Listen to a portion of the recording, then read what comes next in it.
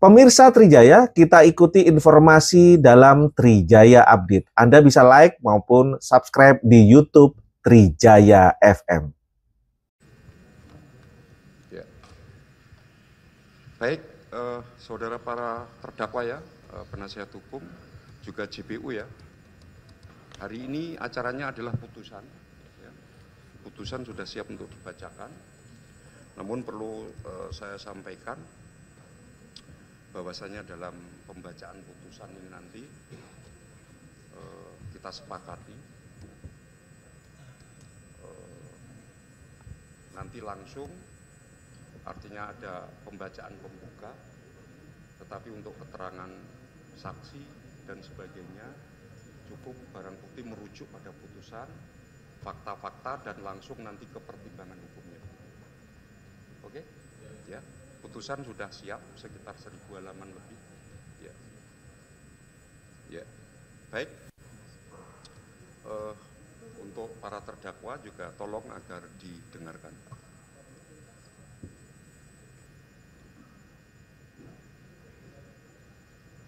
Baik, putusan nomor 68 Pitsus TPK 2025 PN Jakarta Pusat, demi keadilan berdasarkan ketentuan Yang Maha Esa, Pengadilan Tindak Pidana Korupsi pada Pengadilan Negeri Jakarta Pusat yang mengadili perkara pidana dengan acara pemeriksaan biasa dalam tingkat pertama telah menjatuhkan putusan sebagai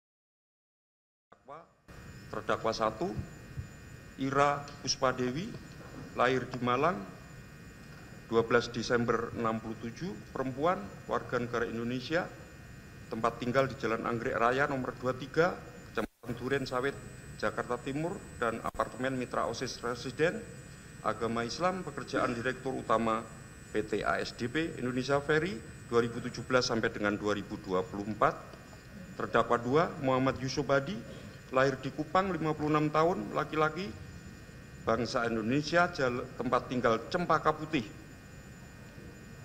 Jakarta Pusat, dan Citra Indah City, Jalan Bukit Egev, Jonggol, Bogor, agama Islam, pekerjaan Direktur Komersial pada PT ASDP Indonesia Ferry. Terdakwa 3 Hari Muhammad Adi Caksono, lahir di Jakarta 18 Juli 79, laki-laki, warga negara Indonesia, tempat tinggal Jalan Malaka nomor 1, Jalan Malaka 1 nomor 147, Duren Sawit, Jakarta Timur, dan Jalan Kelinci nomor 22, Cikarang, Bekasi, agama Islam, pekerjaan Direktur dan Pengembangan PT ASDP Indonesia Ferry 2020 sampai dengan 2024. Para terdakwa ditahan di dalam rumah tahanan negara sejak tanggal 13 Februari 2025 sampai dengan sekarang.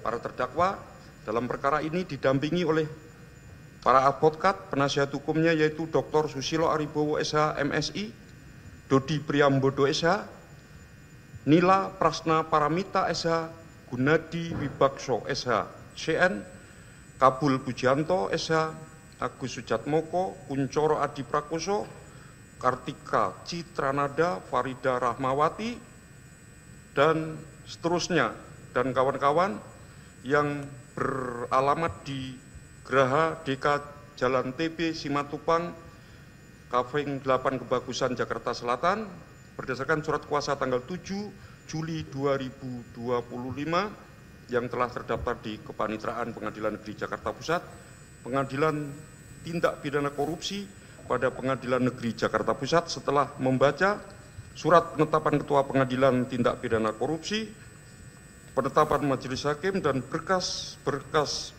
perkara dan surat-surat lain yang bersangkutan, setelah mendengarkan keterangan saksi-saksi, para ahli, keterangan para terdakwa, memperhatikan bukti surat dan barang bukti yang diajukan di persidangan, setelah mendengarkan tuntutan pidana dari penuntut umum yang pada pokoknya agar Majelis Hakim pada Pengadilan Negeri Jakarta Pusat yang memeriksa dan mengadili perkara ini memutuskan menyatakan para terdakwa terbukti secara sah dan meyakinkan melakukan tindak pidana sebagaimana diatur dalam pasal 2 Undang-Undang Tipikor sebagaimana dalam dakwaan pertama, dan agar kepada terdakwa dijatuhkan pidana kepada terdakwa 1 dengan pidana penjara 8 tahun dan 6 bulan dan denda 500 juta subsidi 4 bulan, terdakwa 2 dan 3 dengan pidana penjara selama 8 tahun dan denda masing-masing 500 juta subsidi 4 bulan, dan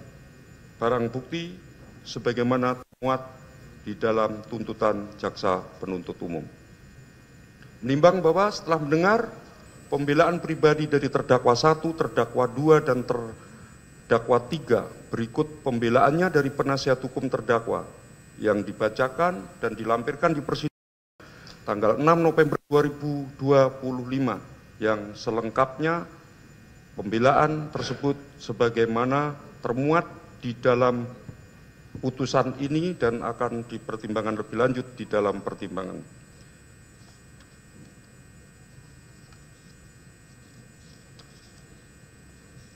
Setelah mendengar tanggapan replik penuntut umum terhadap pembelaan penasihat hukum, tanggal 10 November 2025 yang pada pokoknya penuntut umum memohon kepada majelis yang memeriksa dan mengadili perkara ini untuk menjatuhkan putusan sebagaimana surat tuntutan penuntut umum.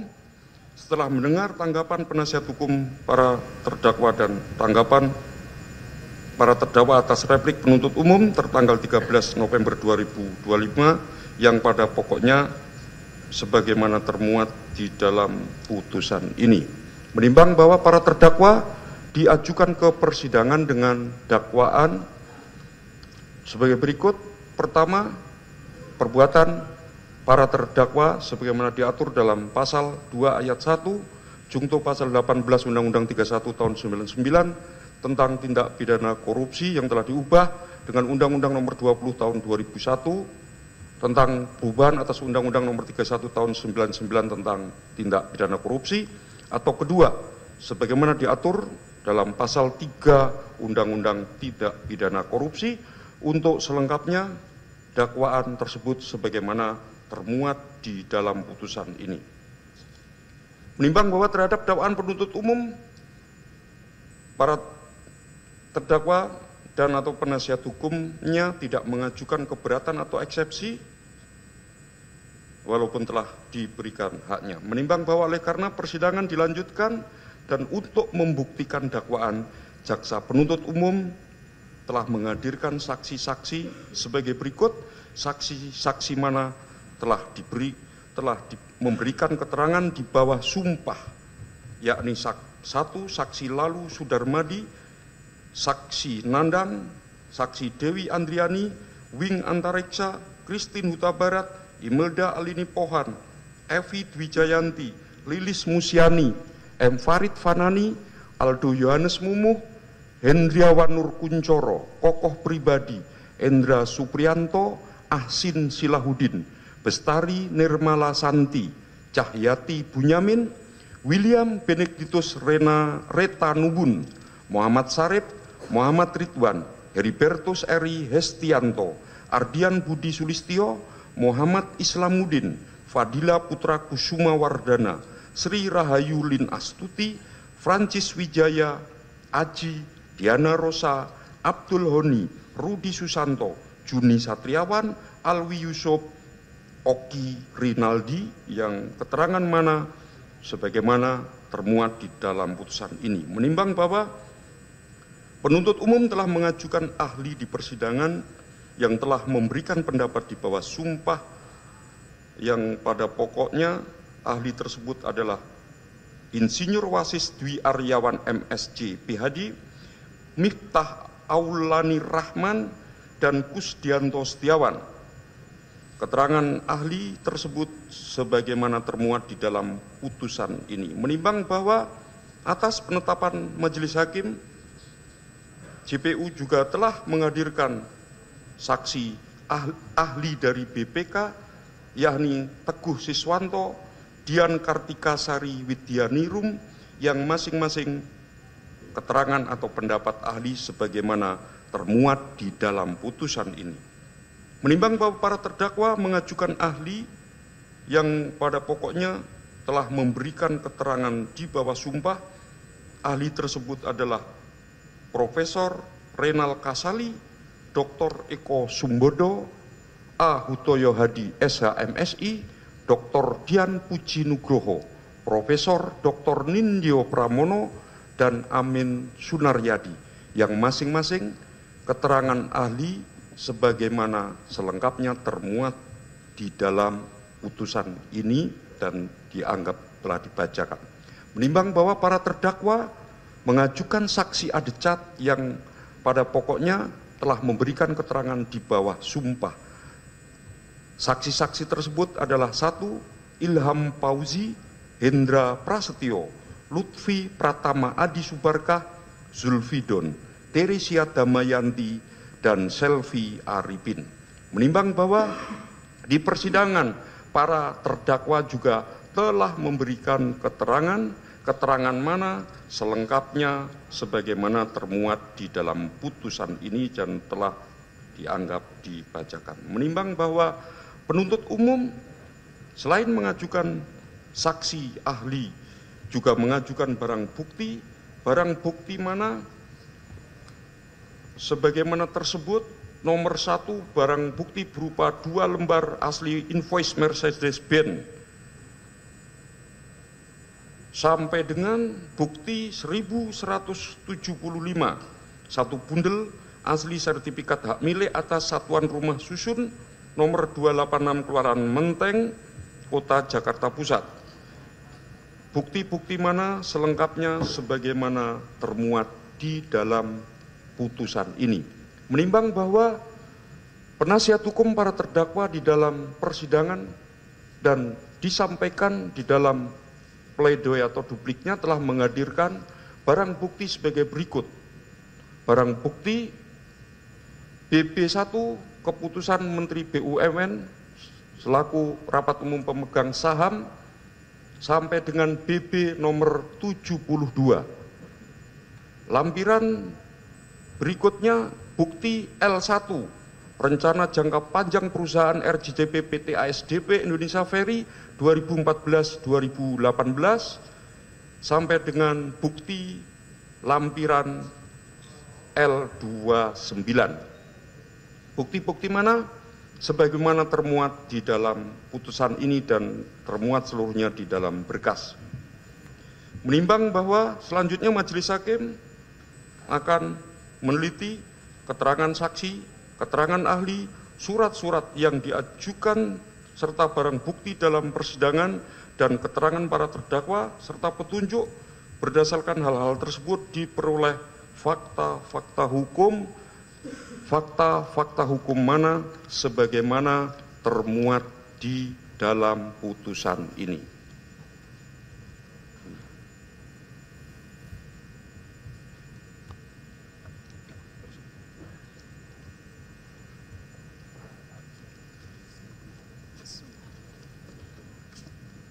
Menimbang bahwa selanjutnya majelis hakim akan mempertimbangkan apakah berdasarkan fakta-fakta hukum tersebut di atas, para terdakwa dapat dinyatakan telah melakukan tindak pidana yang didakwakan kepadanya.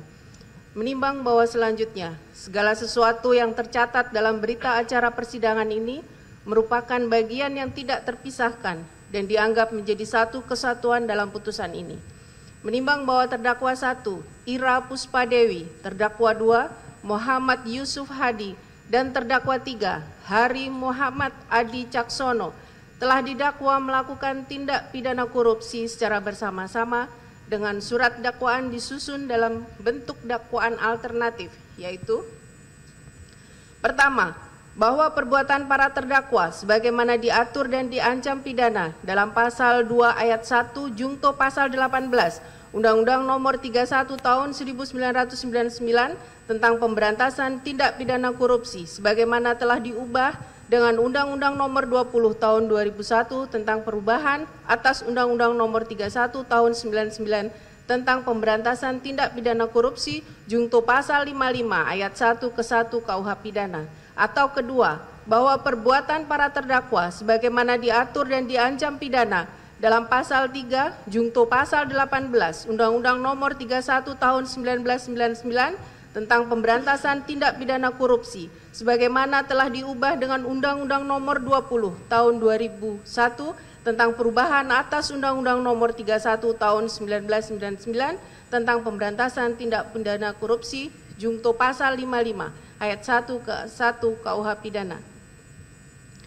Menimbang bahwa para terdakwa didakwa oleh penuntut umum dengan dakwaan yang disusun secara alternatif,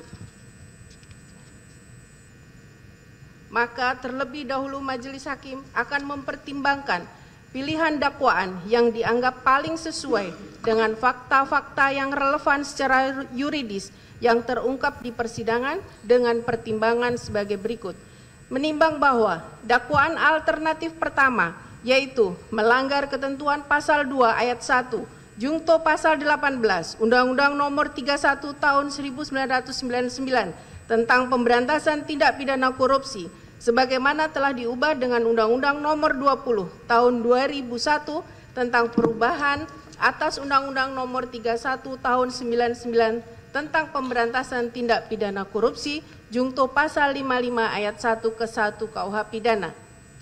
Delik inti yang mana ketentuan tersebut dibentuk oleh pembentuk undang-undang sebagai ketentuan umum yang bersifat general provision dan dapat diterapkan kepada semua pelaku tindak pidana korupsi dengan berbagai modus korupsi yang dilakukan oleh setiap orang tanpa memandang status atau jabatan. Delik utama atau bestandard delik dalam membuktikan unsur pidana dari ketentuan pasal 2 ayat 1 terletak pada dua konsep, yaitu melawan hukum dan memperkaya. Menimbang bahwa sedangkan ketentuan pasal 3 Undang-Undang Nomor 31 Tahun 1999 tentang pemberantasan tindak pidana korupsi sebagaimana telah diubah dengan Undang-Undang Nomor 20 Tahun 2001 tentang perubahan atas Undang-Undang Nomor 31 Tahun 1999 tentang pemberantasan tindak pidana korupsi dibentuk untuk dapat diterapkan terhadap pelaku tindak pidana korupsi yang dilakukan melalui penyalahgunaan jabatan atau kedudukan. Pasal ini adalah lex specialis untuk pejabat publik dan mereka yang memiliki kedudukan tertentu. Inti dari ketentuan pasal 3 Undang-Undang Nomor 31 Tahun 1999 tentang pemberantasan tindak pidana korupsi sebagaimana telah diubah dengan Undang-Undang Nomor 20 Tahun 2001 tentang perubahan atas Undang-Undang Nomor 31 Tahun 1999 tentang pemberantasan tindak pidana korupsi adalah penyalahgunaan kewenangan, kesempatan atau sarana yang ada karena jabatan atau kedudukan. Pasal 3 tersebut tidak mensyaratkan pembuktian memperkaya, melainkan cukup dengan tujuan menguntungkan. Menimbang bahwa berdasarkan fakta hukum tersebut di atas yang relevan secara yuridis dihubungkan pula dengan identitas para terdakwa, diketahui bahwa para terdakwa adalah jajaran direksi pada PT ASDP Indonesia Ferry Persero dengan jabatan sebagai Direktur Utama PT ASDP Indonesia Ferry untuk terdakwa 1, Direktur Komersial dan Pelayanan PT ASDP Indonesia Ferry untuk terdakwa 2. Dan Direktur Perencanaan dan Pengembangan PT ASDP Indonesia Ferry untuk terdakwa 3. Dan untuk PT ASDP Indonesia Ferry sendiri adalah perseroan yang diklasifikasikan sebagai badan usaha milik negara atau BUMN, sehingga majelis hakim meyakini bahwa para terdakwa memiliki kedudukan yang setara dengan penyelenggara negara atau pejabat publik. Menimbang bahwa berdasarkan hal tersebut di atas adalah tepat bagi majelis hakim untuk terlebih dahulu mempertimbangkan dakwaan alternatif kedua melanggar pasal 3 Undang-Undang Nomor 31 Tahun 1999 tentang pemberantasan tindak pidana korupsi sebagaimana telah diubah dengan Undang-Undang Nomor 20 Tahun 2001 tentang perubahan atas Undang-Undang Nomor 31 Tahun 1999 tentang pemberantasan tindak pidana korupsi terlebih dahulu. Menimbang bahwa pasal 3 Undang-Undang Republik Indonesia Nomor 31 Tahun 1999 tentang pemberantasan tindak pidana korupsi sebagaimana telah diubah dan ditambah dengan Undang-Undang Nomor 20 Tahun 2001 tentang perubahan Undang-Undang Nomor 31 Tahun 1999 tentang pemberantasan tindak pidana korupsi jungto pasal 55 ayat 1 ke 1 KUHP yang unsurnya sebagai berikut. 1. Unsur setiap orang. 2. Unsur dengan tujuan menguntungkan diri sendiri atau orang lain atau suatu korporasi. 3. Unsur menyalahgunakan kewenangan, kesempatan atau sarana yang ada padanya karena jabatan atau kedudukan. 4. Unsur yang merugikan keuangan negara atau perekonomian negara. 5. Unsur yang melakukan, menyuruh melakukan, dan turut serta melakukan perbuatan. Menimbang bahwa terhadap unsur-unsur tersebut, Majelis Hakim akan mempertimbangkannya sebagai berikut. 1. Unsur setiap orang. Menimbang bahwa unsur setiap orang menunjukkan subjek pelaku atau siapa pelaku yang pada saat ini diajukan sebagai terdakwa dalam persidangan untuk mempertanggungjawabkan perbuatannya karena didakwa melakukan suatu tindak pidana. Bahwa setiap orang dalam suatu rumusan tindak pidana merupakan syarat dari pembentuk undang-undang tentang siapakah yang dituju dari norma, subjek dari suatu tindak pidana dalam peraturan perundang-undangan. Mereka yang disebut sebagai subjek norma adalah orang yang menjadi pelaku dari objek norma. Objek norma adalah perbuatan atau perilaku yang diwajibkan, dilarang, diizinkan, atau dikerjakan atau diberikan dispensasi untuk tidak dikerjakan oleh norma. Menimbang bahwa kata setiap orang ini sepadan dengan kata barang siapa yang biasa tercantum dalam perumusan delik, yaitu suatu istilah yang bukan unsur tindak pidana, melainkan merupakan unsur pasal yang menunjuk siapa saja, orang perorangan atau suatu korporasi sebagai pendukung hak dan kewajiban yang melakukan atau telah didakwa melakukan suatu perbuatan yang dilarang oleh peraturan perundang-undangan yang berlaku. Menimbang bahwa dalam pasal 1 angka 3 Undang-Undang nomor 31 tahun 1999 junto Undang-Undang nomor 20 tahun 2001 disebutkan bahwa yang dimaksud setiap orang adalah orang perorangan atau termasuk korporasi, sehingga menurut Majelis Hakim unsur setiap orang dalam tindak pidana korupsi sebagai subjek hukum penyandang hak dan kewajiban baik perseorangan atau korporasi sebagai norma adresat atau subjek norma yang daripadanya dapat dilekatkan perbuatan-perbuatan sebagaimana rumusan perbuatan korupsinya. Menimbang bahwa apabila pengertian tersebut dihubungkan dengan surat dakwaan yang diajukan oleh penuntut umum dalam perkara ini, di mana berdasarkan surat dakwaannya penuntut umum telah mengajukan terdakwa 1 Ira Puspadewi, terdakwa 2 Muhammad Yusuf Hadi, dan terdakwa 3 Hari Muhammad Adi Caksono sebagai terdakwa di persidangan dengan identitas sebagaimana dalam surat dakwaan, dan mereka para terdakwa membenarkan para terdakwa dalam keadaan sehat jasmani dan rohaninya, maka yang dimaksud setiap orang di sini adalah para terdakwa sebagai orang perseorangan. Menimbang bahwa di persidangan ternyata para terdakwa mampu menjawab pertanyaan yang diajukan kepadanya, sehingga dengan demikian para terdakwa termasuk orang yang mampu mempertanggungjawabkan atas segala perbuatannya. Oleh karena itu menurut Majelis Hakim tidak terdapat error in persona dalam perkara ini, maka cukup pula bagi Majelis Hakim dalam memeriksa dan mengadili perkara ini untuk mempertimbangkan lebih lanjut apakah benar para terdakwa sebagai adresat norm tersebut telah melakukan perbuatan-perbuatan sebagaimana yang didakwakan oleh penuntut umum dalam surat dakwaannya. Menimbang bahwa oleh karenanya berdasarkan pertimbangan tersebut, maka dengan demikian unsur setiap orang telah terpenuhi. Unsur dengan tujuan menguntungkan diri sendiri, orang lain, atau suatu korporasi. Menimbang bahwa unsur dengan tujuan menguntungkan dalam pasal 3 Undang-Undang nomor 31 1999 junto Undang-Undang nomor 20 tahun 2001 merupakan unsur subjektif yang melekat pada sikap batin dari pelaku pada saat melakukan perbuatan.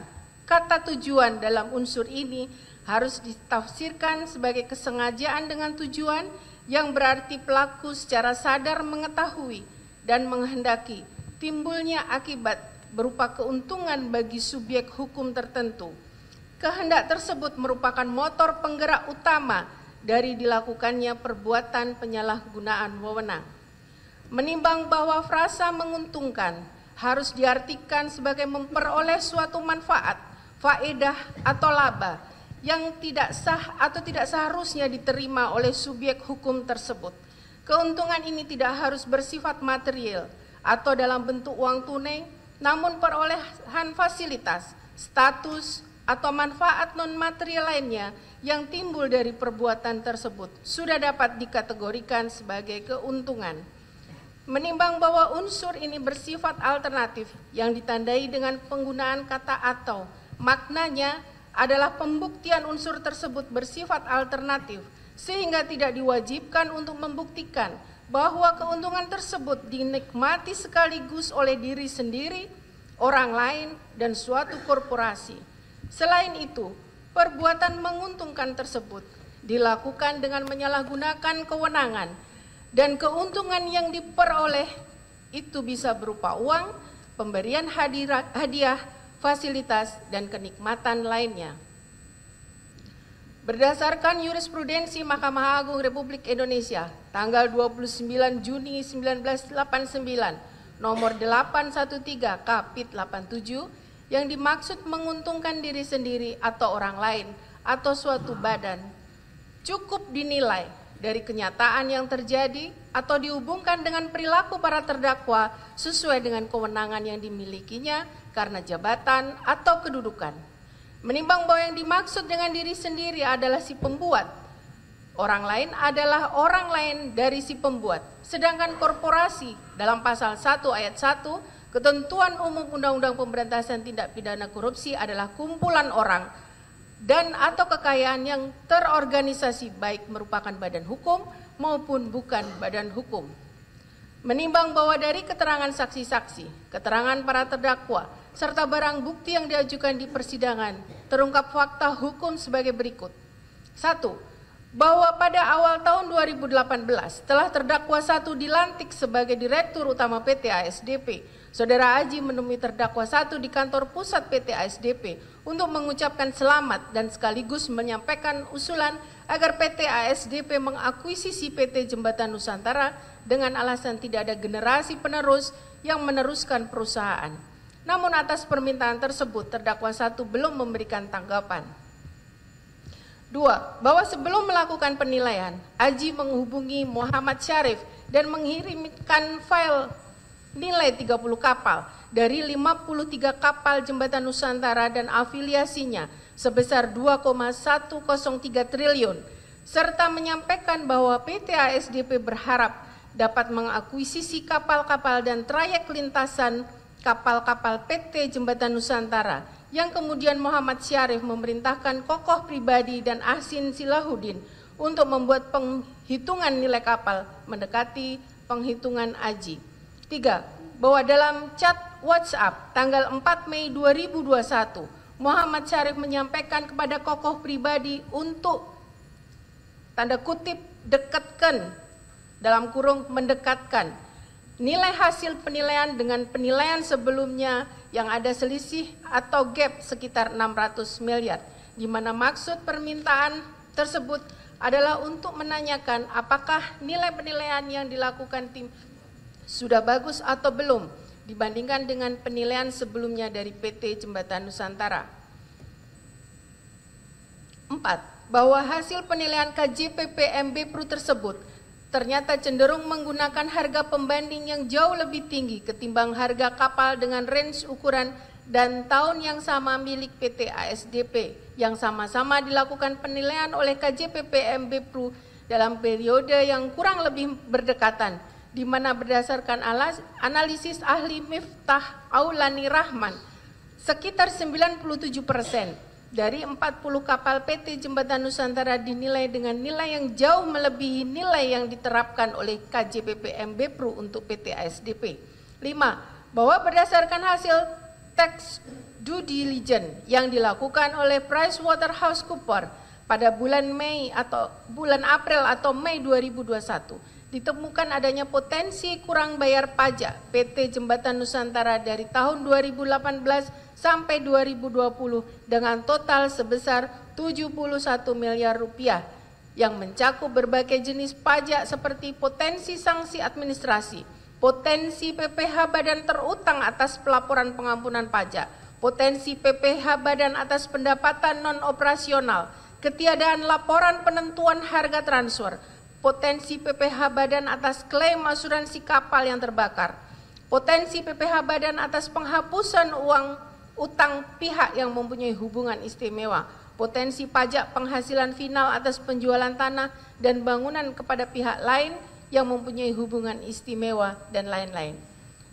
6. Bahwa PT Biro Klasifikasi Indonesia dalam kurung BKI yang ditunjuk untuk melakukan due diligence teknis dan operasional kapal menemukan bahwa terdapat 2 unit kapal yang belum siap operasi, yaitu KMP Marisa Nusantara karena status kelas dan sertifikat perhubungan lainnya sudah tidak berlaku, dan KMP Jembatan Musi II karena kapal dalam kondisi karam pada saat inspeksi tanggal 5 Juni 2021. Bahwa meskipun KMP Jembatan Musi II dalam kondisi karam pada tanggal 5 Juni 2021, namun dalam laporan nilai KJPP MB Pru tanggal 11 Juni 2021, kapal tersebut tetap dinilai dengan menggunakan pendekatan pasar sebesar Rp1.794.500.000 dengan alasan bahwa cut off date penilaian adalah per tanggal 31 Desember 2020, di mana pada waktu itu kapal masih beroperasi. Meskipun faktanya pada saat penilaian dilakukan kapal sudah karam. 8. Bahwa terdapat 4 kapal yang tidak beroperasi, yaitu kapal Panorama Nusantara, Persada Nusantara, Mahkota Nusantara, dan Santika Nusantara, serta potensi tidak diterimanya 100% klaim asuransi atas KMP Santika Nusantara yang terbakar. 9. Bahwa untuk menggeser beban pemeliharaan rutin terjadwal tahun 2021, Aji bersama dengan Prancis Wijaya selaku Direktur PT Jembatan Nusantara mengajukan penundaan docking kapal tahun 2021, sehingga beban biaya docking akan dibiayai oleh PT ASDP sebagai pemilik baru PT Jembatan Nusantara, di mana PT BKI menemukan 12 kapal yang dilakukan penundaan docking dengan realisasi docking untuk 12 kapal tersebut pada tahun 2022 sebesar Rp21.860.097.921, bahwa dalam rapat tersebut terdakwa 1 Ira Puspadewi meminta agar SMI dan SRR mencari data pembanding perusahaan feri sejenis, diantaranya Stena dan Turkish Ferry Company, dan terdakwa 1 dan terdakwa 2 mengabaikan usulan Heribertus Eri Hestianto terkait besaran diskon on lack of marketability atau DELOM sebesar 30% yang merupakan usulan awal dari penilai, dan memilih DELOM yang lebih rendah yaitu 20%, sehingga berdampak pada nilai indikasi transaksi lebih tinggi.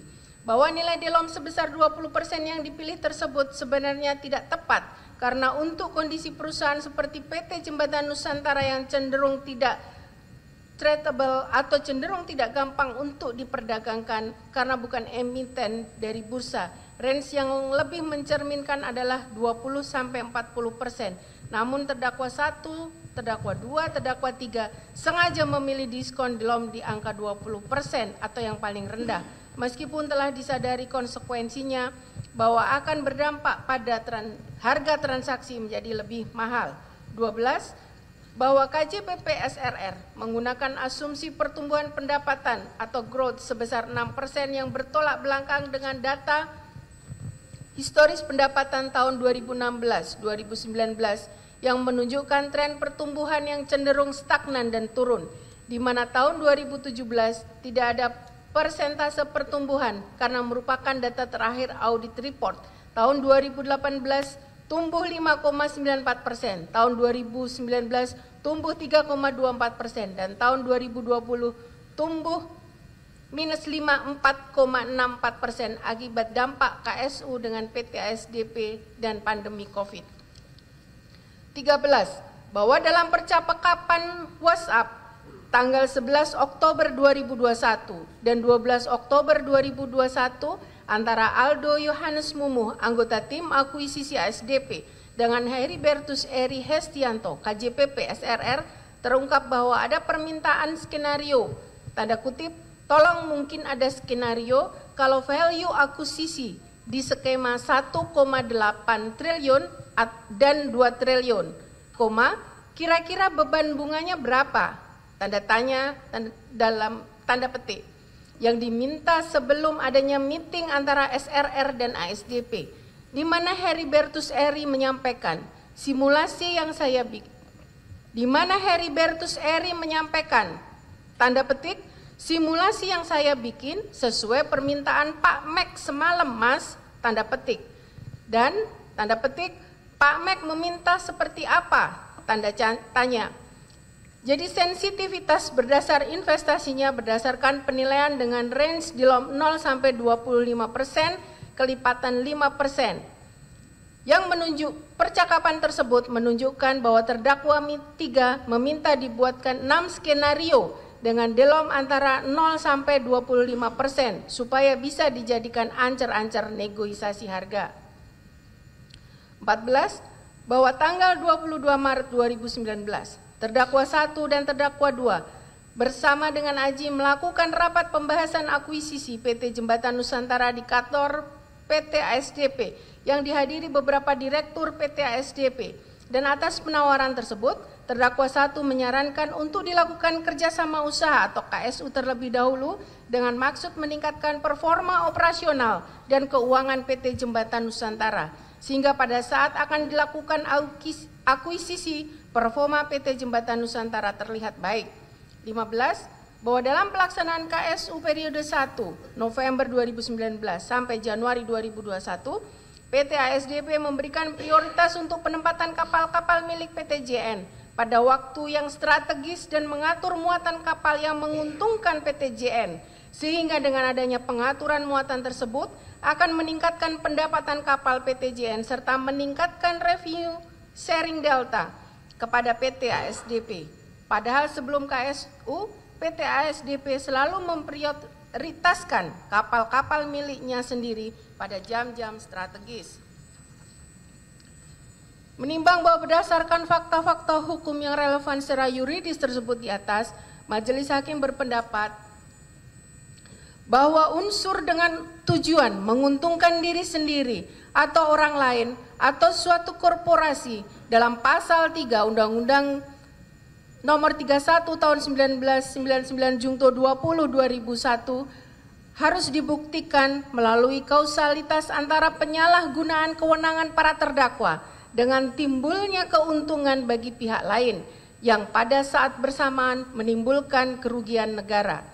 Menimbang bahwa berdasarkan fakta-fakta hukum yang telah tersebut di atas, selanjutnya Majelis Hakim akan mengkaji dan mempertimbangkan mengenai 2 hal yang menjadi isu utama perkara akuo, yaitu aksi korporasi berupa kerjasama usaha dan akuisisi antara PT ASDP Indonesia Ferry Persero dengan PT Jembatan Nusantara.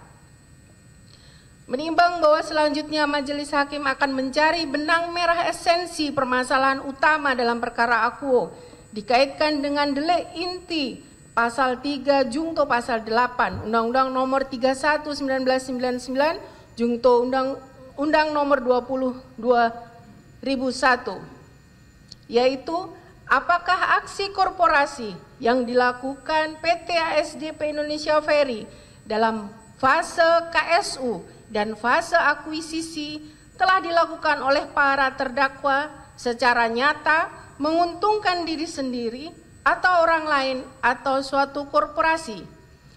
Menimbang bahwa dalam membuktikan unsur menguntungkan diri sendiri atau orang lain atau suatu korporasi dengan dihubungkan dengan fakta hukum akan dipertimbangkan sebagai berikut. Menimbang bahwa aksi korporasi pertama adalah fase kerjasama usaha tahap 1 Oktober 2019 sampai Januari 2021 dan KSU tahap 2 adendum kedua Januari 2021 sampai Maret 2022. Terdapat beberapa fakta hukum yang signifikan untuk dipertimbangkannya.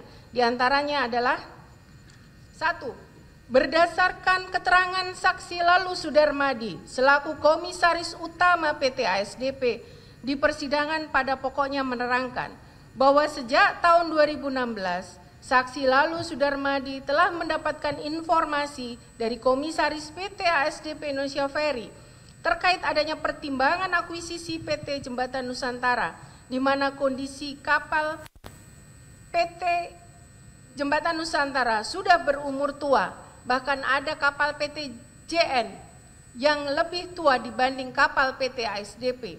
Oleh karena itu, Dewan Komisaris PT ASDP pada saat itu sepakat untuk menolak rencana akuisisi PT JN tersebut dan lebih berfokus untuk membenahi kondisi internal PT ASDP seperti melakukan peremajaan kapal dan peningkatan pelayanan.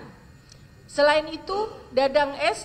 Baskoro almarhum selaku Direktur Utama PT ASDP tahun 2016 tersebut sepakat untuk membatalkan rencana akuisisi PT JN dan fokus untuk membenahi kondisi internal ASDP, sehingga tidak ada kelanjutan dari rencana akuisisi PT JN pada saat direksi PT ASDP yang lama masih menjabat.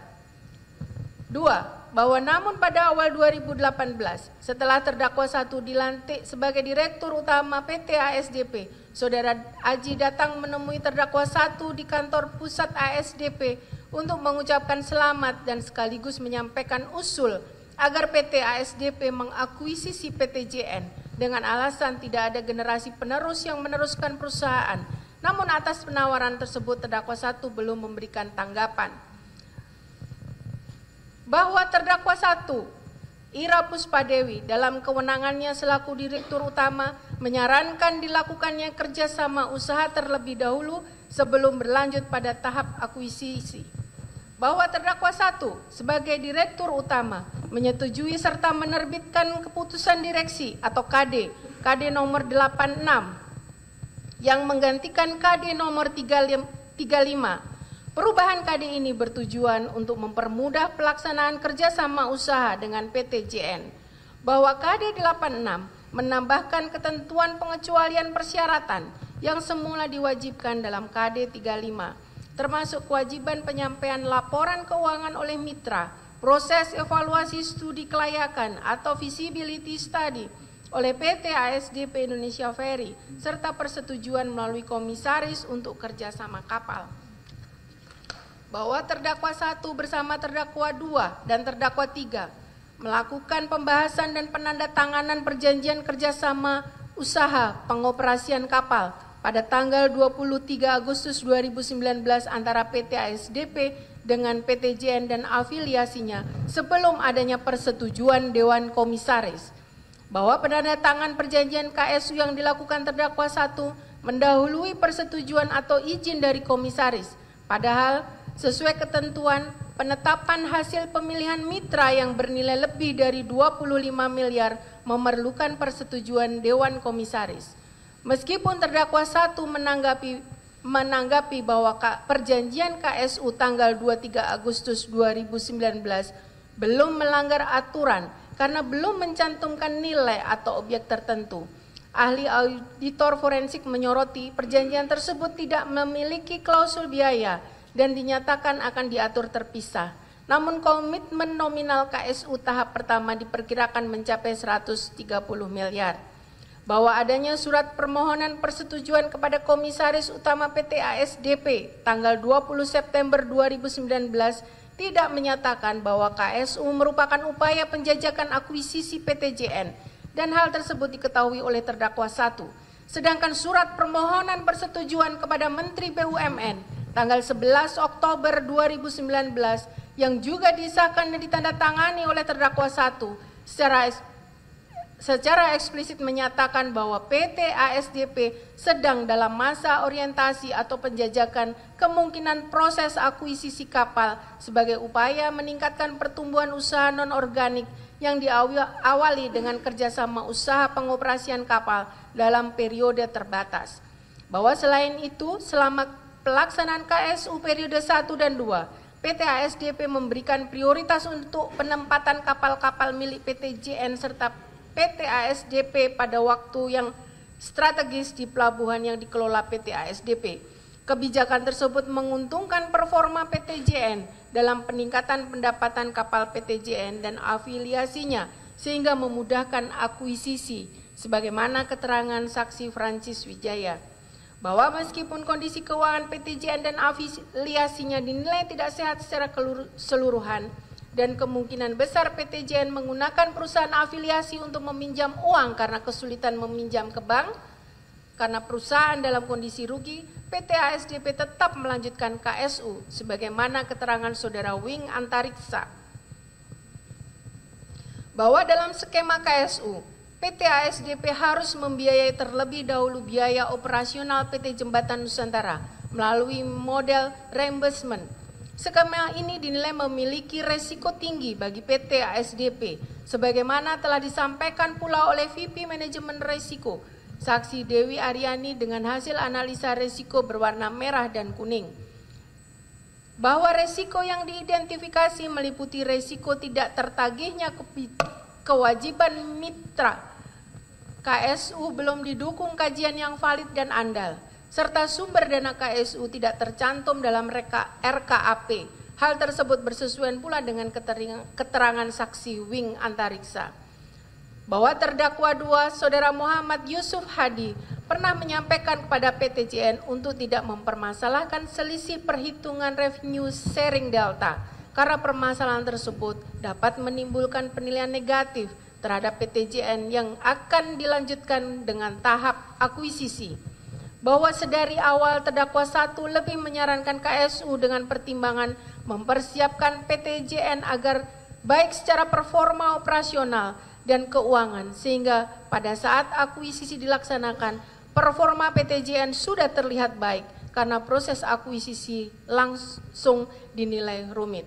Menimbang bahwa fase KSU tahap 1 dan fase KSU tahap 2 memang terbukti mampu memberikan keuntungan sebesar kurang lebih 11 miliar rupiah bagi ASDP, sehingga para terdakwa semakin yakin dan percaya diri untuk melanjutkan proses akuisisi PTJN. Menimbang bahwa namun demikian, walaupun rencana akuisisi tengah dipersiapkan oleh para terdakwa, terdapat penolakan dari saksi nandang atau komisaris yang di persidangan menerangkan bahwa pada pertemuan BOD disampaikan kepada Dewan Direksi, dalam tanda kutip, belum pernah ada pengusaha di Republik ini yang mau berbagi hasil dengan pemerintah. Jika pengusaha tersebut mau berbagi, maka pengusaha tersebut sedang dalam kesulitan. Tanda kutip. Namun pernyataan tersebut tidak diindahkan. Selain itu, Komisaris Utama Saksi Lalu Sudarmadi juga dengan tegas menolak rencana akuisisi dan pernah melaporkan risiko KSU maupun akuisisi kepada Menteri BUMN. Namun pada tanggal 29 April 2020 berdasarkan Akta Perubahan Nomor 58 dilakukan penggantian Dewan Komisaris PT ASDP dengan mengganti Lalu Sudarmadi sebagai Komisaris Utama, diberhentikan dan diganti oleh Saiful Haq Manan yang sebelumnya menjabat sebagai Komisaris PT ASDP, sehingga proses akuisisi berjalan sebagaimana yang dipersiapkan Dewan Direksi diantaranya para terdakwa. Menimbang bahwa selanjutnya Majelis Hakim akan mempertimbangkan aksi korporasi berikutnya pasca KSU, yaitu proses akuisisi PT Jembatan Nusantara oleh PT ASDP Indonesia Ferry, yang selama berjalannya proses tersebut terdapat hal-hal yang perlu dipertimbangkan secara yuridis, diantaranya sebagai berikut. Bahwa tahap akuisisi dimulai dengan pembentukan tim akuisisi pada bulan Desember 2020 dan penunjukan konsultan due diligence dan valuasi untuk mengkaji aset PT, untuk mengkaji kondisi dan aset PTJN. Bahwa PT ASDP melibatkan 7 konsultan eksternal dalam tahap akuisisi untuk uji tuntas atau due diligence. Di antaranya 1. PT Sarana Multi Infrastruktur atau PT SMI, Financial Advisor, dan koordinator seluruh hasil uji tuntas atau due diligence dari konsultan lain. PT SMI juga bertugas menyusun struktur transaksi. 2. KJPP Suwendi Rinaldi dan Rekan atau KJPP SRR, konsultan penilai saham atau valuasi aset. PT Jembatan Nusantara KJPP untuk menilai valuasi aset PT Jembatan Nusantara. KJPP SSR SRR berkonsorsium dengan PT SMI karena PT SMI tidak memiliki lisensi untuk penilaian. Di persidangan telah ternyata bahwa atas permintaan PT SMI, KJPP SRR tidak memasukkan penyesuaian uji tuntas, yaitu temuan keuangan Deloitte dan pajak PwC ke dalam rekonsiliasi nilai pasar saham PT JN. 3. KJPP Mutakin Bambang Purwanto Rozak Uswatun dan rekan atau KJPP MB Pro, konsultan penilai aset atau aset appraisal berupa kapal dan kendaraan. Di persidangan, penilai saksi M. Syarif mengakui adanya upaya memaksimalkan penilaian kapal-kapal PT JN mendekati 2,4 triliun dengan maksud agar proses akuisisi tidak gagal karena ASDP sangat ingin mengakuisisi. 4. PT Biro Klasifikasi Indonesia atau PT BKI, konsultan uji tuntas teknis, engineering due diligence, bertugas memeriksa 53 kapal dan kondisi teknis operasional. PT BKI ditunjuk langsung oleh BUMN dan hasil temuan PT BKI melaporkan adanya temuan 9 dari 5 kapal PT JN yang tidak disarankan untuk dilakukan akuisisi. Hal ini didasarkan pada pertimbangan bahwa kapal-kapal tersebut sudah tua dan membutuhkan biaya perbaikan yang besar. 5. Deloitte, PT Deloitte Konsultan Indonesia atau DKI, konsultan uji tuntas keuangan.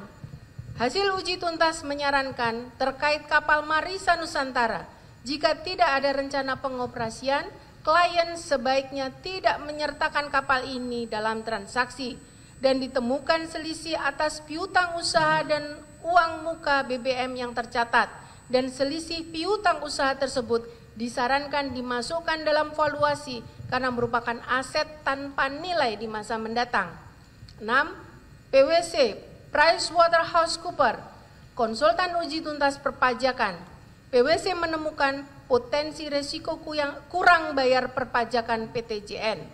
7. Hiswara Bunyamin dan Tanjung, law firm konsultan uji tuntas hukum dan pendampingan dokumen transaksi. HBT juga ditunjuk langsung berdasarkan repeat order dari pekerjaan pra-IPO. Menimbang bahwa dengan temuan dan rekomendasi yang disampaikan oleh para konsultan independen, para terdakwa tetap melanjutkan proses dan meskipun resiko-resiko yang melekat pada PT JN telah diketahui oleh para terdakwa diantaranya. Terdakwa 1 selaku Direktur Utama mengabaikan hasil uji tuntas teknis Engineering Due Diligence PT BKI yang merekomendasikan untuk tidak mengakuisisi 9 kapal PT JN karena kondisinya tidak layak. Namun terdakwa selaku Direktur Utama PT ASDP tetap menyetujui untuk mengakuisisi 53 kapal milik PT JN. Terdakwa 1 yang dalam kapasitasnya sebagai Direktur Utama tidak berusaha menekan harga saat negosiasi terkait nilai akuisisi PT JN. Hal tersebut diakui pula oleh terdakwa 1 di persidangan dan bersesuaian pula dengan keterangan saksi Muhammad Syarif dari KJPP MB Pro yang menyatakan bahwa saksi dan timnya membuat penilaian aset kapal PT JN agar mendekati angka 2,1 triliun. Alasan pemaksimalan ini adalah karena ada kekhawatiran akuisisi akan batal, sebagaimana dari perkataan Saudara Aji atau penjual dalam tanda petik, ASDP itu sudah kepingin banget akuisisi PT JN. Tapi kalau ASDP mau akuisisi, ya harganya segitu. Kalau nggak mau, ya tidak usah jadi saja akuisisinya. Terdakwa 1, terdakwa 2, dan terdakwa 3 sebagai tim akuisisi tidak mempertimbangkan beragamnya kondisi dan usia kapal PT JN, di mana banyak kapal berusia tua, seperti 46 kapal berusia 30 tahun ke atas, dan tidak memutuskan skema pengambil alihan dengan cara lain yang paling menguntungkan PT ASDP. Terdakwa 3 selaku Direktur Perencanaan bersama Aji secara tidak langsung berdasarkan bukti percakapan WhatsApp yang diperlihatkan bahwa ada pesanan dari PT ASDP agar valuasi 53 kapal PT JN disesuaikan dengan angka yang ditetapkan penjual atau Saudara Aji dan diakui oleh KJPP MB Pro terdakwa 3 menyampaikan harapan PT ASDP untuk mengakuisisi kapal PT JN yang kemudian diikuti oleh Muhammad Syarif dari KJP PMB Pro untuk membuat perhitungan nilai kapal mendekati ekspektasi AJI yaitu 1.272 miliar rupiah. Terdakwa 1 dan terdakwa 3 tidak berusaha dengan sungguh-sungguh menekan pengeluaran untuk biaya akuisisi dengan meminta usulan besaran diskon on lack of market ability atau DILOM sebesar 30% dari KJPP SRR. Namun menyetujui dan sepakat begitu saja penggunaan DILOM 20% yang lebih rendah dan berdampak pada nilai indikasi transaksi yang lebih tinggi dengan dalih menjaga profesionalitas konsultan. Padahal di sisi lain, para terdakwa mengetahui dan memahami secara nyata bahwa DILOM 30% akan memberikan hasil nilai indikasi transaksi akuisisi rendah, yang mana hal tersebut seharusnya dapat dipakai untuk bahan negosiasi. Para terdakwa membiarkan dan menyetujui pengkondisian penilaian terhadap kapal yang kondisinya kandas atau karam, seperti KMP Jembatan Musi II dan KMP Marisa Nusantara, yang tetap dihitung dan mempunyai nilai pasarnya sebagaimana kapal yang beroperasi.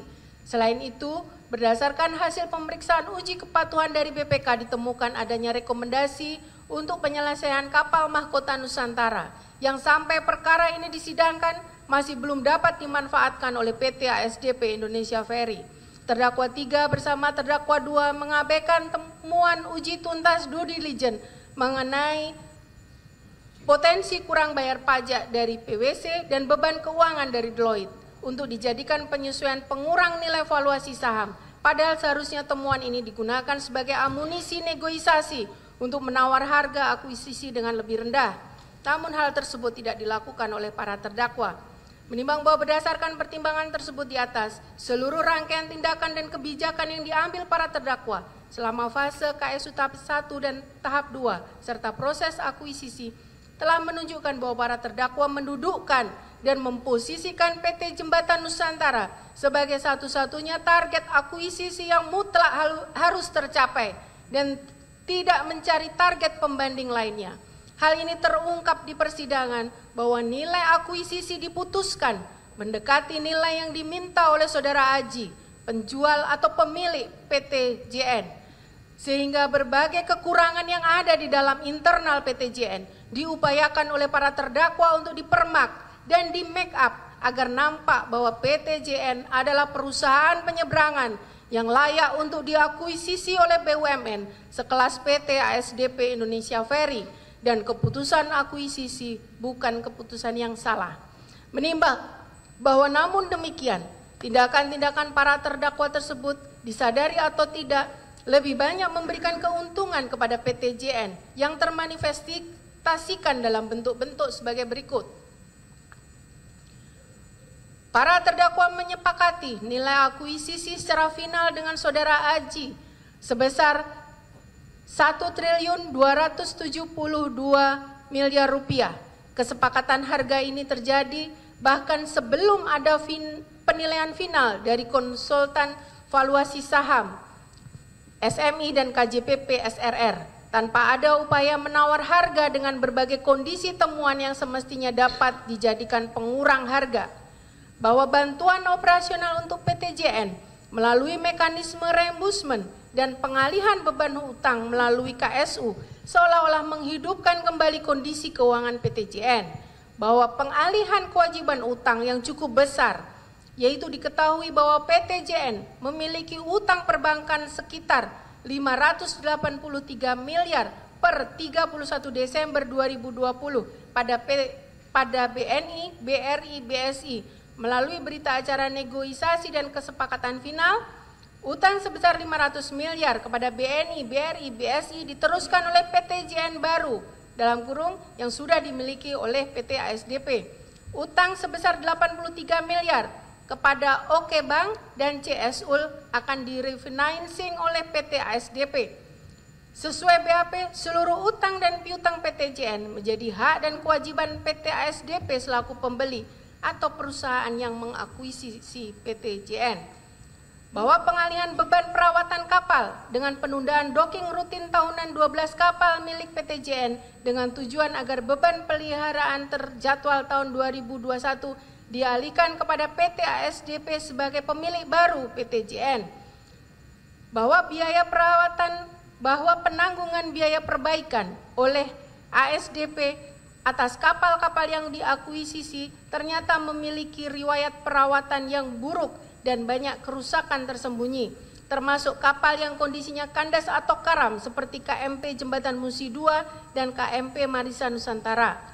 Meskipun perjanjian menyebutkan bahwa biaya perbaikan kapal Marisa Nusantara dan Mahkota Nusantara seharusnya menjadi kewajiban manajemen lama PTJN, faktanya PT ASDP atau PTJN manajemen baru yang harus membiayai biaya perbaikan dan docking tersebut.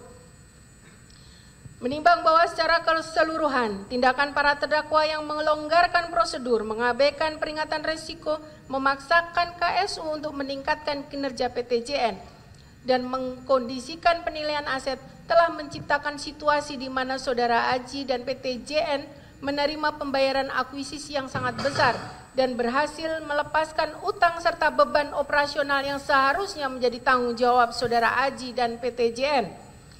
Menimbang bahwa selain sebagaimana laporan hasil pemeriksaan atas kepatuhan pengelolaan kegiatan investasi tahun buku 2022 pada angkutan sungai, danau, dan penyeberangan ASDP Indonesia Ferry dan instansi terkait nomor 49 tanggal 14 Maret 2023 mengungkap hasil temuan pemeriksaan salah satunya adalah terdapat 2 kapal belum dapat dioperasikan melebihi batas waktu yang diatur PPJB dan sampai dengan perkara aku disidangkan masih terdapat 1 kapal yang belum dapat beroperasi, yaitu kapal Mahkota Nusantara. Menimbang bahwa dari uraian pertimbangan tersebut di atas telah ternyata bahwa Saudara Aji dan PTJN mendapat keuntungan dari tindakan dan kebijakan para terdakwa. Menimbang bahwa namun demikian, demi sempurnanya pembuktian unsur menguntungkan, perlu pula dipertimbangkan apakah ada keuntungan yang diterima para terdakwa pada aksi korporasi KSU maupun akuisisi PTJN oleh PT ASDP. Menimbang bahwa berdasarkan keterangan saksi-saksi, keterangan para terdakwa, tidak ada fakta hukum yang menunjukkan dan membuktikan para terdakwa memperoleh keuntungan pribadi selama KSU dan akuisisi. Hal tersebut relevan dengan fakta yang terungkap di persidangan, bahwa Saudara Aji selaku pemilik PTJN bersaksi bahwa ia tidak pernah memberikan sejumlah uang atau barang atau fasilitas baik secara langsung maupun tidak langsung kepada para terdakwa terkait KSU maupun akuisisi. Saudara Aji bahkan menyebutkan bahwa tawarannya untuk memberikan handphone dan batik Madura kepada terdakwa 3 ditolak oleh terdakwa 3. Begitu pula terdakwa 1 juga menolak pemberian fasilitas penjemputan dan kamar hotel. Menimbang bahwa namun demikian, sebagaimana telah dipertimbangkan tersebut di atas, keputusan dan kebijakan yang diambil oleh para terdakwa terbukti secara nyata dan pasti telah memberikan keuntungan luar biasa bagi Saudara Aji dan PTJN, terutama terkait pengalihan kewajiban PTJN kepada BUMN PT ASDP Indonesia Ferry dan harga transaksi akuisisi PTJN yang maksimal sebagaimana yang diharapkan Saudara Aji. Menimbang bahwa dengan demikian berdasarkan pertimbangan tersebut di atas, perbuatan para terdakwa 1, terdakwa 2, terdakwa 3 secara kolektif kolegial telah menguntungkan orang lain atau suatu korporasi, yaitu Saudara Aji dan PT Jembatan Nusantara. Dengan demikian unsur ini telah terpenuhi. Unsur menyalahgunakan kewenangan, kesempatan atau sarana yang ada padanya karena jabatan atau kedudukan. Menimbang bahwa dalam unsur ini terdapat adanya 3 elemen yang bersifat alternatif, yaitu menyalahgunakan kewenangan, menyalahgunakan kesempatan, atau menyalahgunakan sarana yang ada padanya karena jabatan atau kedudukan. Maka dengan terbuktinya salah satu elemen tersebut, maka unsur ini telah terbukti. Menimbang bahwa yang dimaksud dengan menyalahgunakan kewenangan, kesempatan, atau sarana yang ada padanya karena jabatan atau kedudukan tersebut adalah menggunakan kewenangan, kesempatan, atau sarana yang melekat pada jabatan atau kedudukan yang dijabat atau diduduki oleh pelaku tindak pidana korupsi untuk tujuan lain dari maksud diberikannya kewenangan, kesempatan, atau sarana tersebut. untuk mencapai tujuan menguntungkan diri sendiri atau orang lain atau suatu korporasi tersebut. Dalam pasal 3 ini telah ditentukan cara yang harus ditempuh oleh pelaku tindak pidana korupsi, yaitu dengan menyalahgunakan kewenangan, dengan menyalahgunakan kesempatan, atau dengan menyalahgunakan sarana yang ada pada jabatan atau kedudukan dari pelaku tindak pidana korupsi. Menimbang bahwa yang dimaksud dengan kewenangan adalah serangkaian hal yang melekat pada jabatan atau kedudukan dari pelaku untuk mengambil tindakan yang diperlukan agar tugas pekerjaannya dapat dilaksanakan dengan baik. Sedangkan yang dimaksud dengan kesempatan adalah peluang yang dapat dimanfaatkan oleh pelaku. Peluang mana tercantum dalam ketentuan-ketentuan tentang tata kerja yang berkaitan dengan jabatan atau kedudukan yang dijabat atau diduduki oleh pelaku. Dan yang dimaksud dengan sarana adalah syarat, cara, atau media, yaitu cara kerja atau metode kerja yang berkaitan dengan jabatan atau kedudukan dari pelaku.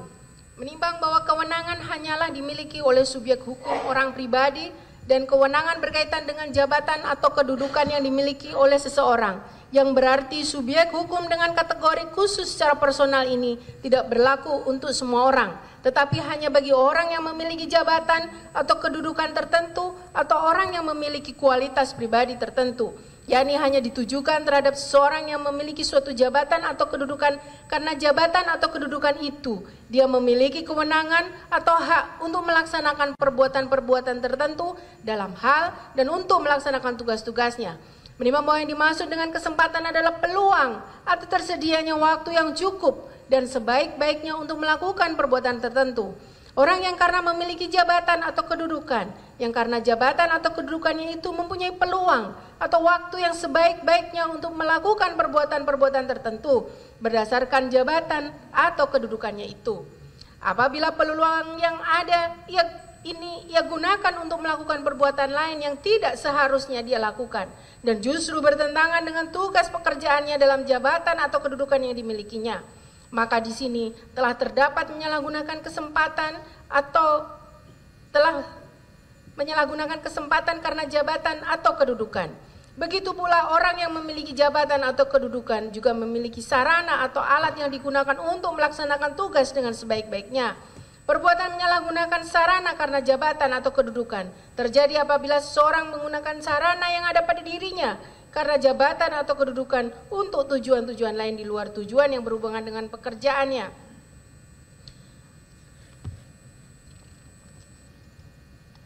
Menimbang bahwa untuk mengetahui adanya penyalahgunaan kewenangan yang dilakukan oleh si pembuat sebagaimana dimaksud unsur pasal 3 Undang-Undang Tindak Pidana Korupsi, haruslah seseorang mempunyai kewenangan tertentu yang melekat pada kedudukan atau jabatannya, sehingga harus ada hubungan kausalitas langsung antara perbuatan pidana dengan jabatan pelaku. Menimbang bahwa tugas pokok dan kewenangan terdakwa 1 selaku Direktur Utama PT ASDP adalah 1. Menentukan visi misi serta bersama direktur lain menentukan arah kerja perusahaan. 2. Menjalankan stakeholder engagement dalam rangka kepengurusan perusahaan. 3. Bersama direksi PT ASDP menentukan pekerjaan dan pembagian kerja dalam organisasi. Menimbang bahwa tugas dan wewenang terdakwa 2 selaku Direktur Komersial PT ASDP antara lain. 1. Menetapkan strategi dan kebijaksanaan komersial, operasional, pelayanan, dukungan usaha, dan perintisan di kantor regional dan kantor cabang sesuai perencanaan pengembangan yang telah ditetapkan. 2. Melakukan pengawasan dan evaluasi kinerja kegiatan komersial, operasional, pelayanan, dukungan usaha, dan keperintisan di kantor regional dan kantor cabang. 3. Menyelesaikan tantangan dan kendala strategis yang dihadapi dalam pelaksanaan kegiatan komersial, operasional, layanan, dukungan usaha, dan keperintisan di kantor regional dan kantor cabang. Menimbang bahwa tugas dan wewenang terdakwa 3 selaku Direktur Perencanaan dan Pengembangan PT ASDP adalah 1. Mengarahkan dan mengawasi pelaksanaan kegiatan perencanaan dan pengembangan strategis bisnis, inovasi strategis sesuai dengan rencana strategi jangka panjang perusahaan maupun anak perusahaan.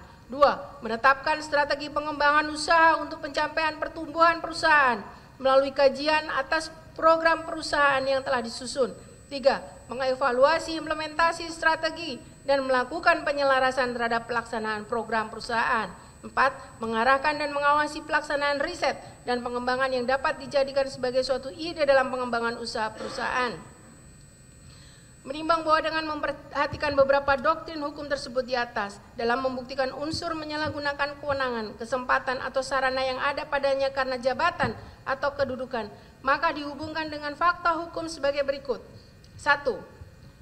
Bahwa untuk menindaklanjuti penawaran aji dan mempermudah terrealisasinya akuisisi, terdakwa 1, terdakwa 2 memerintahkan Dewi Andriani selaku VP Hukum PT ASDP melakukan revisi pedoman kerjasama di lingkungan PT ASDP nomor KD 35-201-ASDP/2018 agar tidak dipersulit dan dibuat lebih sederhana terkait kajian.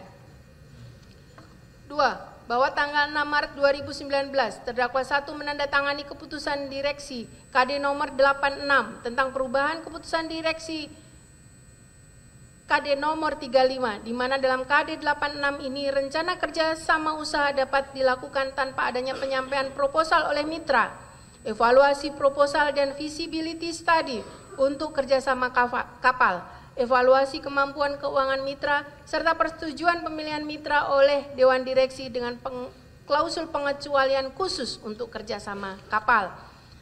3. Bahwa KD 86 ini bertentangan dengan KD 35 yang telah diterbitkan sebelumnya karena menghilangkan persyaratan-persyaratan penting dalam proses kerjasama, dan Dewi Andriani memberikan paraf dalam kondisi tertekan serta sesaat kemudian mengajukan cuti dan sepulang cuti dipindahkan ke VP Manajemen Resiko. 4. Bahwa tanggal 20 Agustus 2019 telah ada berita acara diskusi antara PT ASDP dan PT JN yang membahas mengenai perkiraan biaya operasional sekitar 32 miliar per bulan, sehingga direksi ASDP sudah memahami bahwa nilai yang akan ditransaksikan melebihi threshold 25 miliar rupiah yang merupakan batas kewenangan direksi dan memerlukan persetujuan komisaris. 5. Bahwa sekitar bulan Agustus 2019, Dewi Andriani yang telah menjabat sebagai VP Manajemen Resiko dan QA diperintahkan oleh terdakwa 2 untuk menyusun profil resiko kerjasama PT ASDP dengan PT JN, dan berdasarkan analisa dan kajian, Dewi Andriani menyimpulkan kerjasama antara PT ASDP dengan PT JN memiliki tingkat eksposur resiko tinggi dengan rating merah.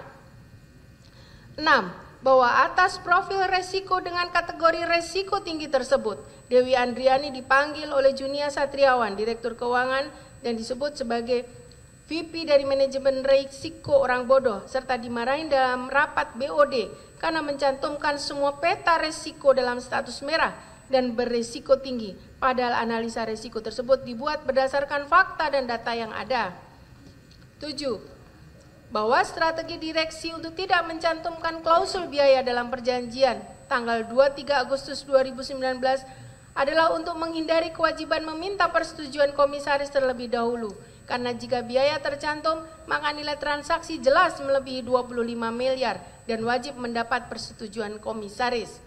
8. Bahwa laporan konsultan yang mengevaluasi rencana kerjasama usaha antara PT JN dan ASDP juga belum selesai pada saat perjanjian ditandatangani, karena laporan kelayakan bisnis dari konsultan Nusa Niaga Pratama baru terbit pada tanggal 7 Oktober 2019 dan laporan Lembaga Manajemen Fakultas Ekonomi Bisnis UI baru selesai pada tanggal 10 Oktober 2019, sehingga perjanjian KSU pada tanggal 23 Agustus 2019 ditandatangani tanpa kajian kelayakan yang memadai. 9. Bahwa tanggal 11 Oktober 2019, terdakwa 1 mengirimkan surat permohonan persetujuan KSU kepada Menteri BUMN melalui surat nomor PR 101-2148-X/ASDP/2019. Namun terdapat perbedaan isi substansial dengan surat yang ditujukan kepada komisaris pada tanggal 20 September 2019, di mana surat kepada Menteri BUMN menyebutkan bahwa PT ASDP sedang dalam masa orientasi atau penjajakan kemungkinan proses akuisisi kapal sebagai upaya meningkatkan pertumbuhan usaha organik yang diawali dengan kerjasama usaha pengoperasian kapal dalam periode terbatas. Padahal penjajakan akuisisi ini sama sekali tidak dinyatakan dalam surat permohonan kepada komisaris. 10. bahwa dalam surat direksi PT ASDP kepada Menteri BUMN 11 Oktober 2019 disampaikan bahwa surat permohonan juga didasarkan pada surat Komisaris Utama PT ASDP ke Kementerian BUMN tanggal 8 Oktober 2019 perihal rekomendasi atas KSU dengan JN. Padahal faktanya Komisaris tidak pernah mengirimkan surat rekomendasi kepada Kementerian BUMN, melainkan hanya mengirimkan surat rekomendasi kepada Direksi PT ASDP, sehingga informasi yang disampaikan kepada Menteri BUMN berbeda. 11. Bahwa tanggal 18 Oktober 2019 Kementerian BUMN melalui surat nomor S-813 MBU-10-2019 memberikan persetujuan kerjasama usaha PT ASDP dengan PT JN dan afiliasinya berdasarkan informasi yang berbeda dan tidak lengkap karena Menteri BUMN diberitahu bahwa KSU adalah untuk penjajakan akuisisi, sedang Komisaris tidak diberitahu hal tersebut, sehingga terjadi perbedaan informasi yang disampaikan kepada Komisaris dan kepada Menteri BUMN. 12. Bahwa pada tanggal 6 Januari 2021 BOD PT ASDP dalam rapat BOD menyetujui akuisisi PT JN dalam bentuk pengambil alihan saham perusahaan dan hanya berdasarkan pada hasil kajian prastudi kelayakan yang disusun secara internal oleh tim yang dipimpin oleh Alwi Yusuf tanggal 26 Oktober 2020 tanpa mempertimbangkan secara mendalam beragamnya kondisi dan usia kapal PT JN serta tanpa mempertimbangkan skema pengambil alihan yang lebih menguntungkan seperti opsi pembelian aset saja atau pembelian sebagian kapal yang layak. 13. Bahwa baru tanggal 5 Februari 2021 pengadaan konsultan untuk due diligence dimulai dengan diawali penyusunan dokumen pengadaan studi kelayakan dan due diligence akuisisi melalui metode pemilihan langsung, sehingga keputusan untuk melakukan akuisisi sudah diambil pada 6 Januari 2021 sebelum dilakukan due diligence yang komprehensif. 14. Bahwa berdasarkan hasil pemeriksaan PT BKI dengan menggunakan metode Condition Assessment Program atau CAP terdapat 53 kapal, terhadap 53 kapal, terdapat 22 kapal memiliki nilai kondisi fisik di bawah 50% dan sebanyak 31 kapal memiliki kondisi fisik di atas 50%, di mana kapal dengan nilai akhir di bawah 50% dikategorikan dalam kondisi tidak layak operasi secara teknis dan ekonomi, sehingga seharusnya pendekatan valuasi yang digunakan adalah nilai besi tua. Bahwa dalam laporan progres uji tuntas teknis BKI tanggal 11 Juni 2021 ditemukan adanya 9 dari keseluruhan 53 kapal yang tidak disarankan diakuisisi karena usia kapal lebih dari 40 tahun, yaitu Selat Madura 1, Selat Madura 2, 41 tahun, Mahakam Raya 42 tahun, Jembatan Musi 1, 49 tahun, Citra Mandala Abadi 50 tahun, Citra Mandala Sakti 50 tahun, Bahari Nusantara 50 tahun, Permata Nusantara 53 tahun, dan Reni 2 53 tahun. 16.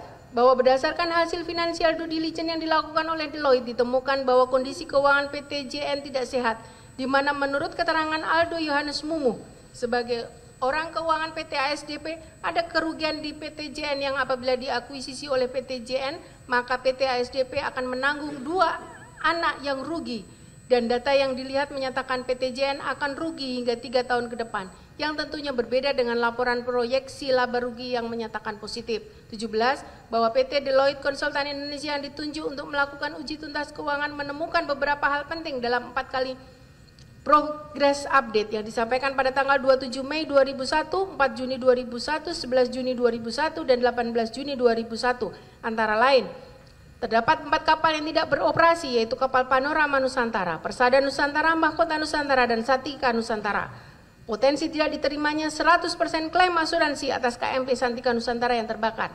Pencatatan uang muka pembelian kapal yang tidak tepat sebesar 280 miliar yang dicatat sebagai aset lancar, padahal seharusnya dicatat sebagai aset tidak lancar. Terdapat 26 kapal PT JN per Desember 2019 yang tidak dijadikan jaminan sehingga tidak diasuransikan terhadap risiko apapun, dan PT JN tidak memenuhi konvenan DSCR per Desember 2019, yang artinya kondisi keuangan PT JN Nusantara Kondisi keuangan PT Jembatan Nusantara tidak dapat memenuhi pengembalian pinjaman. 18. Dalam laporan tax due diligence tersebut, PWJ memberikan rekomendasi penting yaitu ASDP dapat mempertimbangkan untuk menghitung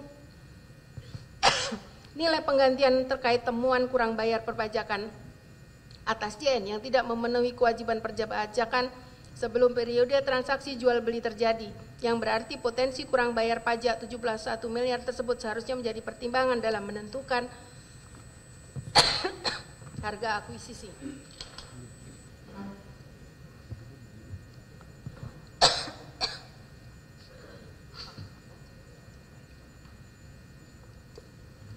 Bahwa dari 41 isu hukum yang diidentifikasi, beberapa isu dengan risiko tinggi antara lain terdapat 18 kapal dari 35 kapal yang sedang dibebankan hak hipotek ke kreditur-kreditur PT JN yaitu BNI, BRI, dan BSI. 20 bahwa Biro Klasifikasi Indonesia yang ditunjuk untuk melakukan due diligence teknis dan operasional kapal menemukan bahwa terdapat 2 unit kapal yang belum siap operasi yaitu KMP Marisa Nusantara karena status kelas dan sertifikat perhubungan lainnya sudah tidak berlaku, dan KMP Jembatan Musi II karena kapal dalam kondisi karam pada saat inspeksi tanggal 5 Juni 2021. 21 bahwa meskipun KMP Jembatan Musi II dalam kondisi karam pada tanggal 5 Juni 2021, namun dalam laporan penilaian KJJP MBP Pro tanggal 11 Juni 2021, kapal tersebut tetap dinilai dengan menggunakan pendekatan pasar sebesar Rp1.794.500.000 dengan alasan bahwa cut off dates penilaian adalah per tanggal 31 Desember 2020, di mana pada waktu itu kapal masih beroperasi meskipun faktanya pada saat penilaian dilakukan kapal sudah karam. 22 bahwa KAP Marisa Nusantara yang dalam keadaan docking saat dilakukan penilaian tetap dinilai dengan pendekatan pasar sebesar Rp112.081.400.000 dengan melakukan adjustment atau penyesuaian atas kerusakan yang ada, padahal kapal tersebut tidak pernah beroperasi karena dalam kondisi rusak dan sertifikatnya sudah tidak berlaku. 23 bahwa saat presentasi KJPP Mprud kepada pihak PT ASDP dalam rangka penyampaian draft awal hasil penilaian tersebut tidak ada seling atau keberatan terhadap hasil penilaian dari pihak PT ASDP. Dan tidak ada juga permintaan untuk menurunkan angka dari penilaian tersebut. Bahkan Alwi Yusuf sempat menyampaikan bahwa pendekatan pendapatan yang dihitung KJPP MB Pro masih terlalu pesimistis. 24 bahwa kondisi saat presentasi dan penyampaian draft awal penilaian aset PT JN sangat kontras dengan kondisi saat presentasi dan penyampaian draft awal penilaian aset PT ASDP dalam rangka IPO, di mana dalam presentasi penilaian aset PT ASDP Muhammad Sarip menerima banyak challenge dan keberatan dari pihak PT ASDP atas draft awal penilaian yang dibuat KJPP MB Pro. Sementara dalam presentasi penilaian aset PT JN tidak ada keberatan yang diberikan oleh pihak PT ASPDP.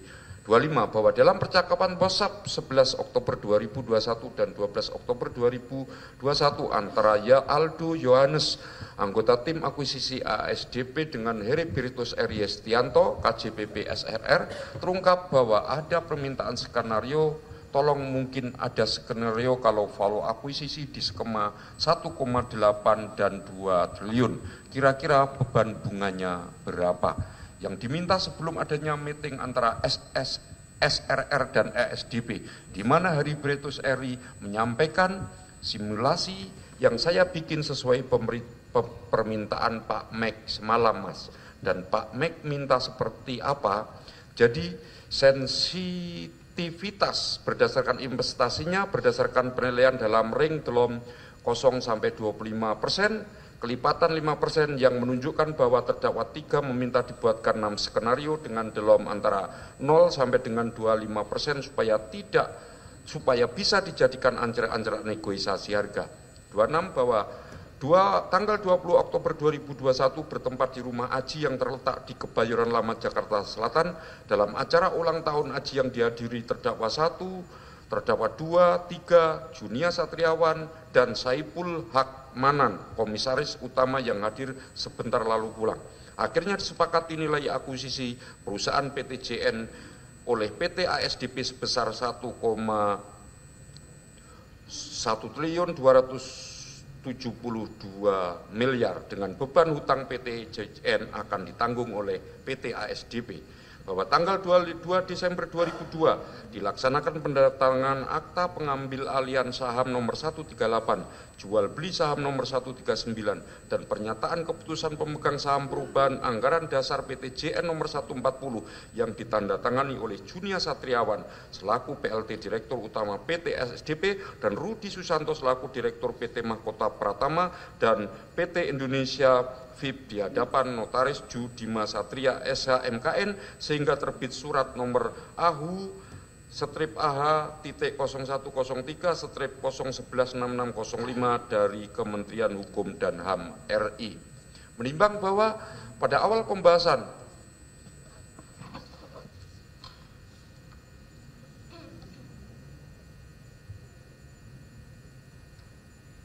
dilanjutkan. Menimbang bahwa pada awal pembahasan untuk pelaksanaan kerjasama usaha, terdakwa 1 dan terdakwa 2 memerintahkan revisi pedoman kerjasama KD 35 menjadi KD 86, yang mana perubahan tersebut meniadakan syarat-syarat seperti evaluasi kemampuan keuangan mitra, visibility study, dan persetujuan Dewan Komisaris. Perubahan KD dimaksud agar memudahkan proses kerjasama usaha dengan PTJN, padahal terungkap di persidangan VP Hukum Saudari Dewi Andriani sempat memberikan pertimbangan bahwa KSU dengan PTJN dirasa belum perlu karena kondisi keuangan PTJN yang tidak sehat atau rating merah. Namun perubahan KD tetap dibuat karena berada di bawah tekanan sehingga berakibat VP Hukum tersebut mengajukan cuti dan dipindahkan. Menimbang bahwa berdasarkan fakta di persidangan, kerjasama usaha dilakukan tanpa visibility study yang memadai, evaluasi kemampuan keuangan mitra, serta persetujuan pemilihan mitra untuk kerjasama kapal oleh Dewan Komisaris. Karena hasil visibility study oleh konsultan Nusa Niaga Pratama dan LMF EBUI baru terbit pada bulan Oktober 2019. Selain itu, para terdakwa atau direksi mengetahui biaya operasional KSU mencapai 32 miliar per bulan, yang mana nilai ini melampaui batas kewenangan direksi yang maksimal hanya 25 miliar. Namun demikian, terdakwa 1 tetap menandatangani perjanjian kerjasama usaha pada tanggal 23 Agustus 2019 tanpa meminta persetujuan komisaris terlebih dahulu, sehingga menempatkan komisaris pada posisi menerima keadaan yang telah terjadi. Menimbang bahwa selain tersebut di atas, dalam tata persuratan korespondensi yang dilakukan direksi atau yang didatangani terdakwa 1, Direktur Utama, terdapat perbedaan substansi redaksi yang disampaikan, di mana surat yang diajukan oleh direksi PT ASDP kepada Dewan Komisaris tertanggal 20 September 2019 tidak menyatakan bahwa KSU merupakan upaya penjajakan akuisisi PTJN. Namun dalam laporan yang dilampirkan menyebutkan bahwa kesepakatan pola kerjasama diubah dari akuisisi perusahaan menjadi KSU untuk periode 1 tahun ke depan. Sedangkan surat yang ditujukan kepada Menteri BUMN tertanggal 11 Oktober 2019 menyatakan bahwa PT ASDP sedang dalam masa orientasi atau penjajakan kemungkinan proses akuisisi kapal sebagai upaya meningkatkan pertumbuhan usaha non-organik yang diawali dengan kerjasama usaha pengoperasian kapal dalam periode terbatas, yang mana kedua surat tersebut dibuat oleh Wakil Ketua Tim Persiapan KSU terdakwa 2 atau Sekretaris Tim KSU terdakwa 3 dan ditandatangani oleh terdakwa 1 selaku Direktur Utama atas nama direksi. Menimbang bahwa berdasarkan hal-hal tersebut di atas, dapat disimpulkan bahwa para terdakwa melakukan beberapa tindakan dan kebijakan, yaitu tindakan merubah aturan internal dan melanggar prosedur persetujuan berjenjang, melampaui batas kewenangan nilai transaksi dalam KSU, sehingga memotong jalur persetujuan komisaris, berusaha mengabaikan hasil kajian internal terkait manajemen risiko yang dibuat oleh VP Hukum dengan hasil risiko tinggi atau rating merah, serta menyampaikan informasi yang berbeda secara substansi kepada Dewan Komisaris maupun Menteri BUMN, yang mana semua tindakan serta kebijakan tersebut dilakukan dengan maksud dan dalam rangka mempercepat dan mempermudah dilaksanakan KSU dengan PTJN. Menimbang bahwa dalam pelaksanaan aksi korporasi pasca KSU adalah akuisisi PT ASDP terhadap PT JN berdasarkan fakta-fakta tersebut di atas, yaitu direksi dalam hal ini diwakili oleh terdakwa 1 menyetujui akuisisi atas PT JN pada tanggal 6 Januari 2021 tanpa kajian mendalam karena proses due diligence oleh 7 konsultan independen baru dimulai pada 5 Februari 2021. Hal ini justru membuktikan bahwa keputusan akuisisi sebagai keputusan yang dipastikan harus berjalan dan terwujud meskipun hasil kajian secara objektif belum keluar, dan proses akuisisi dijalankan sejak Oktober 2020 hingga 2021 tanpa adanya pedoman internal terkait akuisisi di PT ASDP. Karena pedoman baru yaitu perubahan RJPP PT ASDP terbit pada bulan September 2021. Menimbang bahwa pada waktu pelaksanaan kerjasama usaha dan akuisisi, rencana jangka panjang perusahaan RJPP PT ASDP Indonesia Ferry yang seharusnya berlaku setelah periode 2014-2018 adalah RJPP 2019-2023. Namun terdapat perubahan RJPP PT ASDP dari periode 2019-2023 menjadi RJPP tahun 2020-2024 dilakukan atas arahan pemegang saham Kementerian BUMN yang tujuannya adalah untuk menyeragamkan periode tahun awal RJPP seluruh BUMN. Selanjutnya RJPP PT ASDP Indonesia Ferry tahun 2020-2024 tersebut disahkan pada tanggal 29 Januari 2021 dan menurut saksi Aldo Yohanes selaku VP Keuangan pada dokumen PowerPoint pembahasan RJPP tahun 2020-2024 tertanggal 12 Oktober 2020 tidak pernah tertulis ada rencana PT ASDP Indonesia Ferry untuk mengakuisisi PT JN. Yang tercantum adalah bahwa PT ASDP Indonesia Ferry Persero hanya akan melakukan penambahan armada hingga menjadi 170 kapal pada tahun 2024 dari sejumlah 153 kapal pada 2020 dan akan melakukan joint operation fleet sebanyak 52 kapal saja. Menimbang bahwa tindakan dan keputusan akuisisi yang diambil para terdakwa tersebut di atas adalah keputusan yang mendahului kajian, sehingga keputusan direksi dalam hal ini para terdakwa dalam pelaksanaannya lebih bersifat defensif terhadap hasil temuan para konsultan due diligence. Di antaranya, 1. Temuan BKI dalam laporan Final Engineering Due Diligence PT BKI sempat menyampaikan adanya temuan bahwa 9 dari 53 kapal PT JN tidak disarankan untuk diakuisisi. Alasan yang dikemukakan adalah umur kapal yang sudah tua dan membutuhkan biaya perbaikan besar. Sebagai bagian dari due diligence, PT BKI menyusun estimasi perhitungan biaya docking dan pemeliharaan ke depannya yang dikenal sebagai engineering estimate atau engineering due diligence dengan estimasi biaya pemeliharaan ini untuk 5 tahun ke depan dan total diperkirakan mencapai 500 miliar rupiah. 2. Temuan dari PwC adanya potensi kurang bayar pajak PT JN sebesar 71 miliar yang seharusnya menjadi pengurang harga akuisisi. 3. Temuan dari HBT Hiswara Bunyamin dan Tanjung, law firm berfokus pada risiko hukum. 2 temuan utama yang diklasifikasikan sebagai risiko tinggi adalah dari 35 kapal yang dimiliki PT JN pada ketika ada sesuatu yang tidak benar kita suarakan.